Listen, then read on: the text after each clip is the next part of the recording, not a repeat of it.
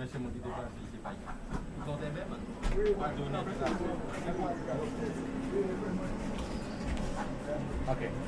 so this is,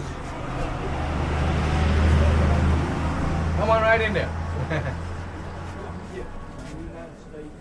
This, the basket which is, we saw a while ago, the beginning, will end up like basket like this.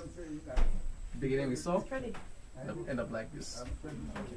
No basket actually look the same thing, because we don't have a written logbook where people just catalog. They look the same, but they're never the same size because we don't do it on mold, it's by hand. So that's why it's very difficult to use another one. Yeah. So you see this one, they are same size but different. And you see different hairs and there's different again. So we like to do things. But take notice of the calabashes again and different way we use it. These are seasoning bowls in your kitchen. Your open kitchen, you put a garlic, onion, and a small item which you can easy access hanging there for you. Bigger ones if you need bigger ones. Or you can just use it to have your own personal belongings. We also do scenery on the calabashes, doing traditional building. We have an A-frame called a muina. We have our larger one called a cabe. And we have the birds, which we usually have on those calabashes, the parrots. But more of them we do traditional scenery. The smaller one, that's what is being used for. This is made of powier, which is a white wood, light wood, and it's carved. And also a replica of different boats. We call this one a kanat, but this one is called a pirog. Is it different between the two? Pirog is a double end.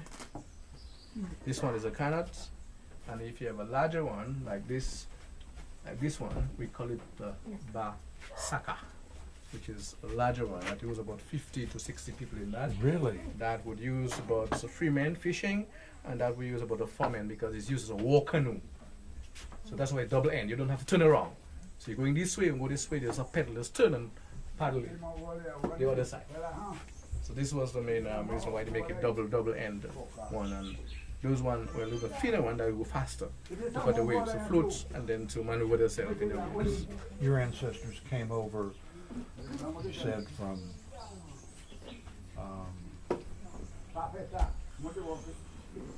Russia? I mean, Mongolia. Mongolia. Going up this way. Mongolia. And then through Alaska, southern part of Alaska. I wonder why they didn't settle in the Well, there were many. New York, what is now the continental United States. There were different tribes. We were kind of fish gatherers. We kept to the ocean. Oh, to the ocean. Yeah, kept to the ocean where we had access of fishing. And the main reason for that, they know when the waves, the tide, they read the tide very well.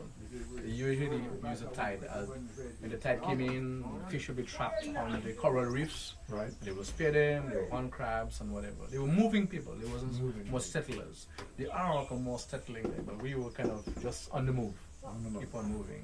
That is one thought. There are other people who said that they came from another of the Middle because you have different civilization was established, the Aztec, the Mayan people, in Mexico, right? So all is a tribe. But your people were Polynesian and Mongolian. Yeah, so they mostly be on that part of it, keep on the edge of the water for the fish gatherers.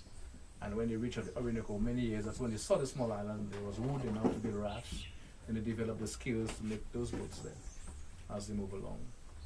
Goodness. And so this what were the largest size of your boats? They would go about 60, 70 feet. 60 to 70 feet. Yeah. Carry a lot of in 1996, we constructed the largest one about 38 feet here. And they use it to trace the original roots of the Kalinago people from Dominica back to the Orinoco. So this boat is still alive. It's in Totola, being taken care of. And there are other people who tried. There is one in Guadeloupe, one in Martinique, trying to do the same concept to retrace the original roots but it's a very hard task for young people to take on their own and go. How many islands are your people on today? We are only officially on one legally. It is the only international recognized by both government and other agencies, Dominica, which we have established legal territory, settlements.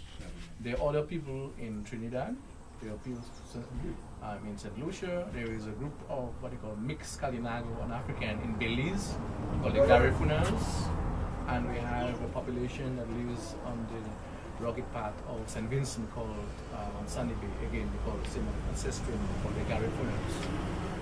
They had a very interesting story. The one from St. Vincent were very mixed because there was a ship which wrecked with slaves coming to the Caribbean, and they swam ashore and they went to St. Vincent and they intermarriage mixed with the Kalinago people. So they were kind of African but not slave. So they are very dark people, but don't call them African. They say they were mixed with Kalinagos called Garifunos. But they resisted colonization so much that the British surrounded them, they shoot, they kill, and the rest of them they took them and dropped them in what they call a place called Rotan in British Honduras, which is now Belize after independence. So we call them the Garifunos. They play a very big part in the music and all that. They still carry on our culture. They look very dark, but they still have what they call a Carib ancestry because they were forefathers.